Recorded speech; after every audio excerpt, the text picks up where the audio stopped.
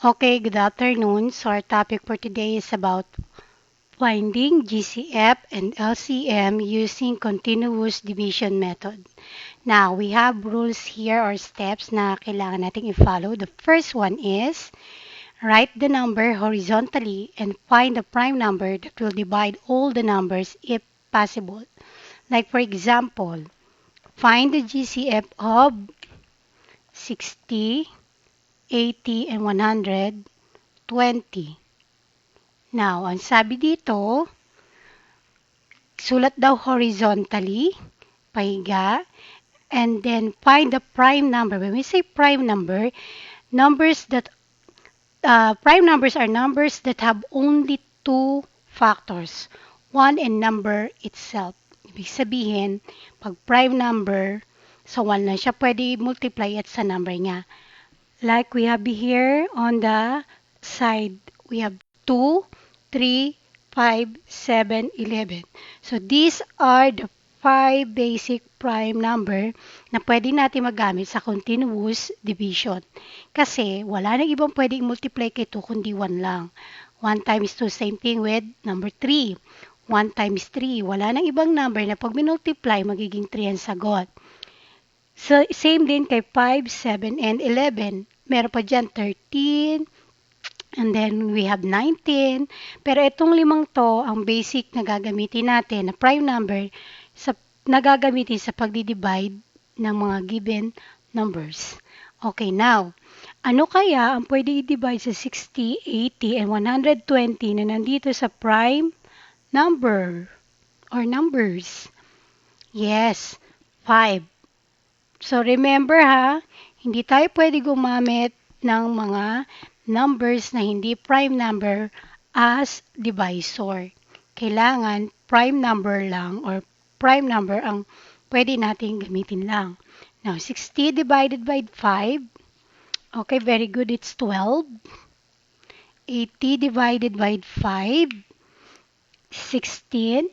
Okay, and 120 divided by 5 is 24. Now, take a look at the number. We have 12, 16, and 24. May number pa ba na pwedeng i-divide sa tatlong ito na dito lamang kukuha sa prime number? Yes, 2.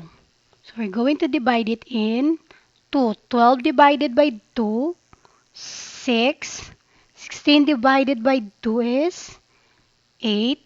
And 24 divided by 2 is, very good, 12. Now, check uli yung number. We have 6, 8, and 12. Meron pa bang number na pwedeng i-divide sa kanila na prime number ang gagamitin? Yes, meron pa. 2 uli. Okay, 6 divided by 2 is 3.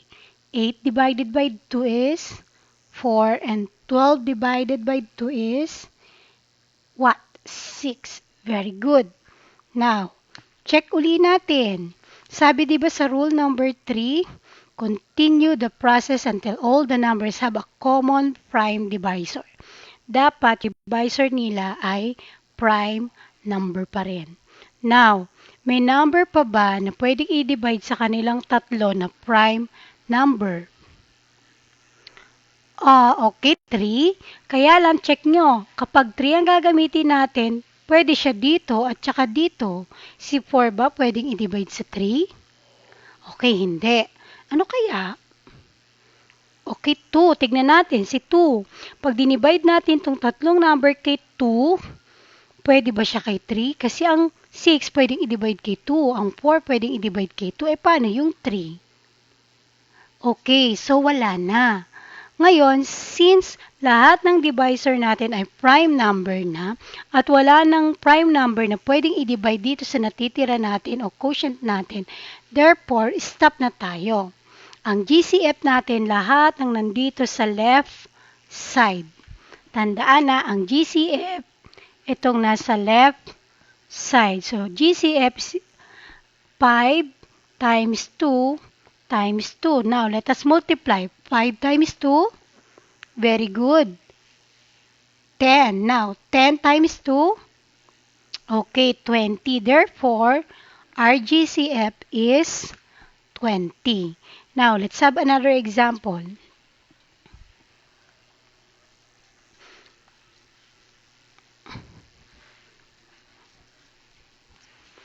We have find the GCF of 28 and 36.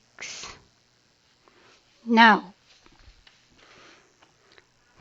anong prime number ang pwedeng magamit dito? Anong prime number ang pwede natin i-divide sa 28 and 36? Okay, 2. 28 divided by 2 is 14. Next, 36 divided by 2 is, very good, 18. Now, take a look. Ang quotient natin ay 14 and 18. Pwede pa ba natin itong i-divide sa prime number? Dito tayo pipili. Yes, pwede pa. Saan? Sa 2. Okay, 14 divided by 2 is 7. 18 divided by 2 is 9. Question. Since GCF ang kinukuha natin, di ba sabi dapat ang kanilang divisor ay prime number na common doon sa ating quotient. Anong number ang pwedeng i-divide kay 9 at 7? Okay, wala na. So therefore, stop na tayo dito. Kasi wala nang number. Etong si 9, pwede pang paliitin sa 3. Pwede pang i-divide sa 3. Si 7, pwede pa bang i-divide? Diba? Hindi na. So, kailangan daw kapag kinukuha ang GCF, common prime number ang gagamitin at dapat yung natitira, yung quotient natin, pwede pa rin siyang i-divide sa prime number. Since hindi na to pwedeng i-divide, itong dalawa, ang ating GCF ay ito na. So, our GCF is 2 times 2. 2 times 2 is equal to 4. Very good. Now, another one. Isa pa.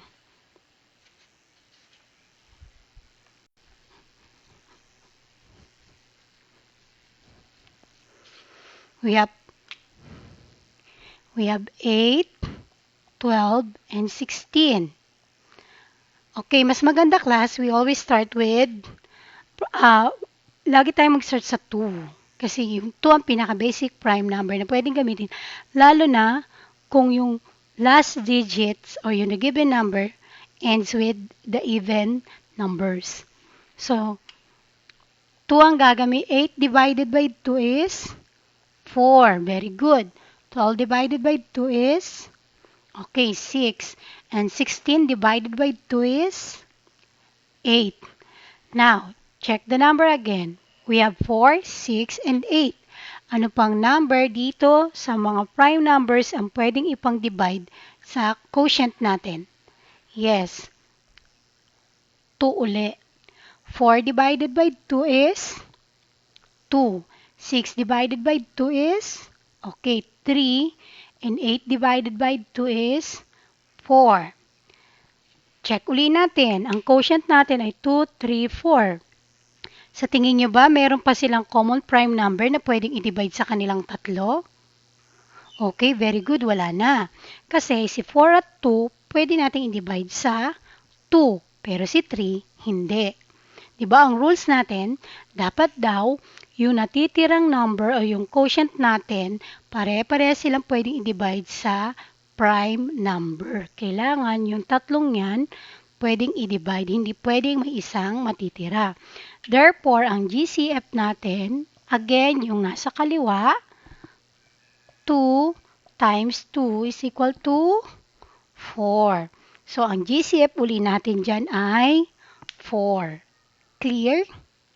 Hope na gets nyo. If you have any questions, please don't hesitate to give me a message or ask me a questions. Thank you. Mamaya yung LCM naman.